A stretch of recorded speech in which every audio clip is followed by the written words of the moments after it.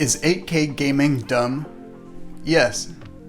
Do I feel compelled to try it anyway? Also yes. What's going on? Welcome to Tech with Sean, and since I've been running 4K games and benchmarks on the RTX 4090, it made me curious how it could handle 8K. And now I may be dumb, but I'm not stupid. I bought a 4090, but I haven't shelled out the $4,000 plus for an 8K monitor, so I'm going to be using Nvidia's DSR to run games at 8K resolution. But that's really about it for the premise of the video, so let's jump into some games and benchmarks and see exactly what it can do. We're starting off with a classic here. We've got the Skyrim Special Edition running at 8K Ultra. And we're here in Whiterun, walking around, checking out the scenery, and you can see that everything looks pretty crispy, but not a lot different than it would at 4K. But the performance, you know, we're keeping 60 frames per second, and a lot of the time we're using up to 80% or so of the 4090. So this is an older game. You'll definitely be able to run this at 8K on the 4090, and you could probably install some mods too if you wanted to. But this is a classic, and I thought it would be a good one to start off with, so that's Skyrim. Next up, we got another RPG. This time we got The Witcher 3, and we're running this at 8K with everything cranked up, and it's not quite able to hit 60 frames per second in this game. It's pretty close. Some might say it's playable, but come on, we're all PC gamers. We know you need 60 frames per second, so let's drop down a couple of settings, and we'll see what it's like. So I came down in here, I turned the post-processing down to low, but I'm turning the ambient occlusion back up, so we're just going to lose out on some stuff like anti-aliasing, which is arguably not that important at 8K, but we'll see what it does for performance. And hey, that got us up over 60 frames per second. I don't know what's going on with the sand, it's got some weird geometric pattern on. I don't know if that's from the driver or some artifact from running it at 8K. Let me know in the comments if you've seen that before. It's kind of weird looking. But we're getting, you know, 60 frames per second-ish now at least. And I would say that this here is pretty playable. So if you're running Witcher at 8K, you can do it. You might just want to drop down a couple of settings to get your performance up where you want it. Next up, Far Cry New Dawn. We've got this running on Ultra at 8K, and we're going to jump into the benchmark and see how it handles it real quick. And right off the bat, it's pretty apparent that we're not going to be hitting 60 frames per second at 8K Ultra in Far Cry New Dawn. We're over 30, over 45, we're really about the 50-ish range. Still pretty impressive performance, but not hitting that magic 60. So now I'm going to come in and drop the settings down to normal and see how much of a difference that makes. And we started off at 60 but fell off pretty quick. It's down to 55, 50-ish again, so it seems that just the resolution and not the level of effects is a killer in this game, and even with the 4090, the 8K dream is not a reality yet, at least in Far Cry New Dawn. Another game where we fell short of 60 frames per second was Assassin's Creed Odyssey, and here we're running it at 8K Ultra again, and it's struggling. We're only getting a little over 30 frames per second. And it's really pushing the GPU. We're up at 98%. So this is just the max performance that you can get from this right now. So if you want to play 8K Assassin's Creed Odyssey, you're going to be playing it at the console style 30 frames per second. So definitely not worth it in this game.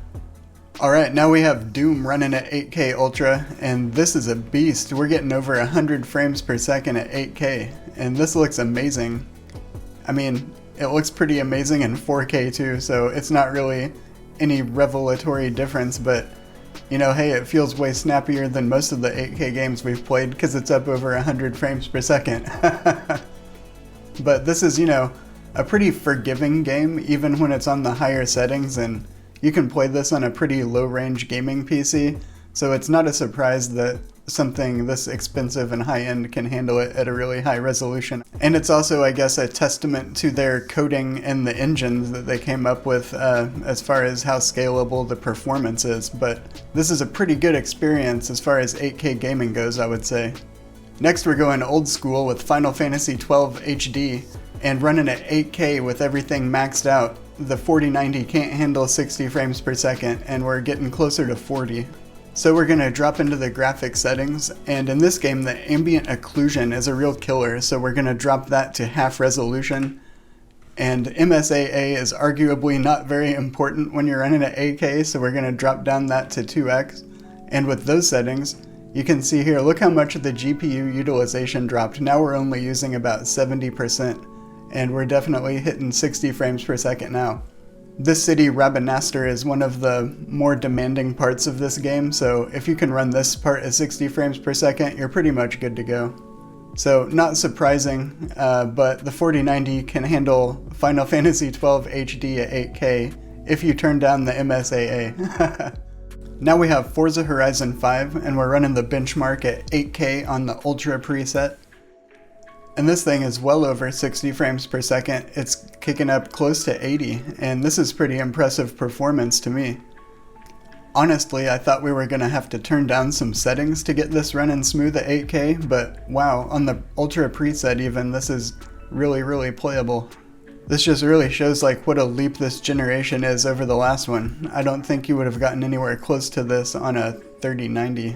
Maybe you would, but this is pretty impressive to me.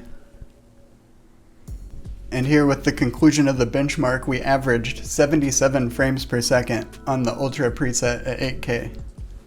Alright, now let's throw some Elden Ring at it, and we have it running at 8K on the maximum graphics preset. And it is too much. We've only got about 40 frames per second, and it's feeling real chuggy, real laggy.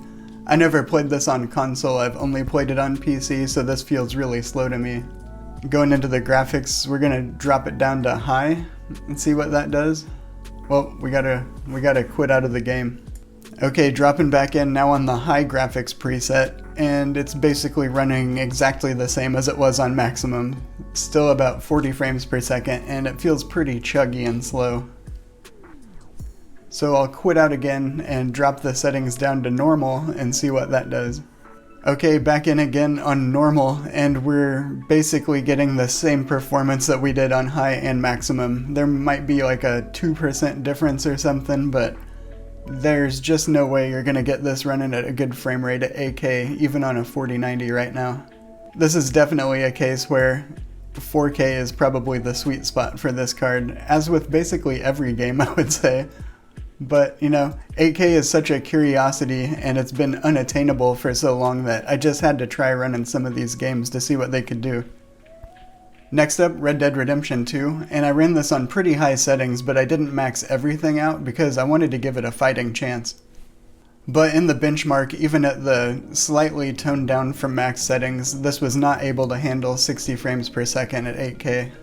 We were still seeing mostly between 50 and 60, you know, so it's a respectable frame rate, but it's not going to be enough to deliver a smooth gameplay experience once you get into the cities and stuff. So I quit out, and we're going to try running it at those settings, but with the DLSS on quality mode. And as you might expect, DLSS gave us a pretty nice boost to the frame rate, and now it's running above 60 frames per second, or right in that ballpark at least.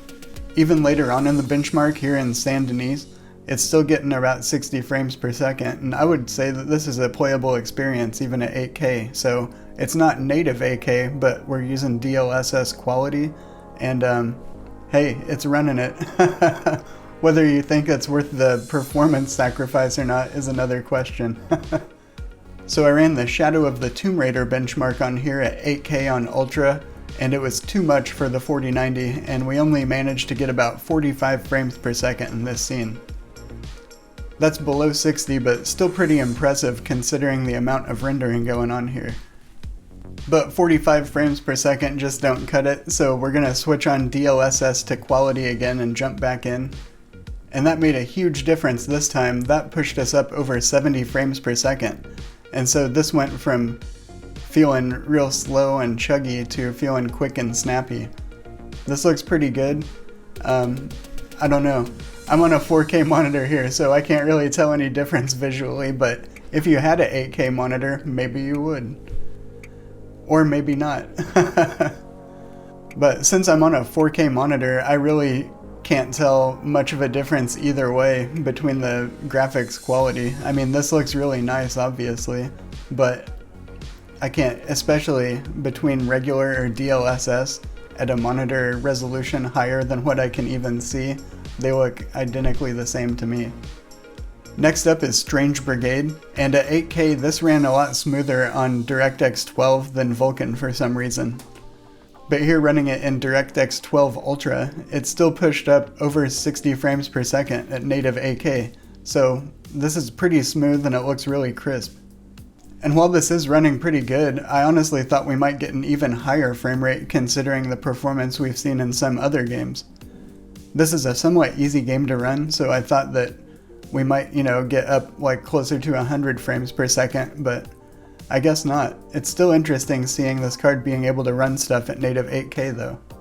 Now we've got some Soul Calibur 6, and this is an older game, but with the graphics cranked up to the max and running at 8K, it really pushes the 4090 surprisingly hard. It does maintain 60 frames most of the time, and basically all the time really, but you'll see the GPU utilization up above 90% most of the time. I honestly thought it would be easier for it to run this game, maybe using 60 or 70% of the card, but I guess once you have that many pixels and you're running anti-aliasing and stuff, you're just gonna push it no matter what you're doing. But this game looked and ran great, obviously 8K is overkill for a fighting game, but it's still interesting to see it running, I think. Lastly, we have Tales of Arise, and this is a action JRPG type of game. And for whatever reason, this wouldn't save the setting. When I set it for 8K, it kept kicking it down to 4K. So I went and set the resolution scale for 200. So this may not be exactly 8K, but it should be rendering 8K effectively. And I think that's the reason why my Afterburner overlay is actually a readable size now. I had it at the maximum size in the other games, but that's as big as it'll go in 8K. But you can see here we're getting over 60 frames per second. Again, looking at it in DSR on a 4K monitor, it basically looks exactly the same as 4K, but we're getting 60, pushing up to 80 or 90 frames in some scenes, but it still feels really fluid. You wouldn't have any problems playing the game at this frame rate, and even when there was a lot of action going on during the battles, it kept up pretty well. I didn't notice any big frame spikes or anything in this or any laggy bits. It really was just smooth most of the time. I'm not sure if it is a little bit easier for it to run at 4K with the 200% scaling versus native 8K, but either way, it was a playable experience. Well, I hope this was fun to watch. I'm pretty surprised at how well so many games ran at 8K. I was really thinking that it would be tougher. There were still some, that we couldn't run at a full 60 frames per second, but a lot of them we could, and even though they look exactly the same on a 4K monitor, basically, it's interesting to know that in the future, higher resolution displays might be possible or more feasible, and also really high resolution performance is important for VR if you're into that sort of thing. So if you liked it, give it a like, drop a comment down below, and I'll catch you in the next video.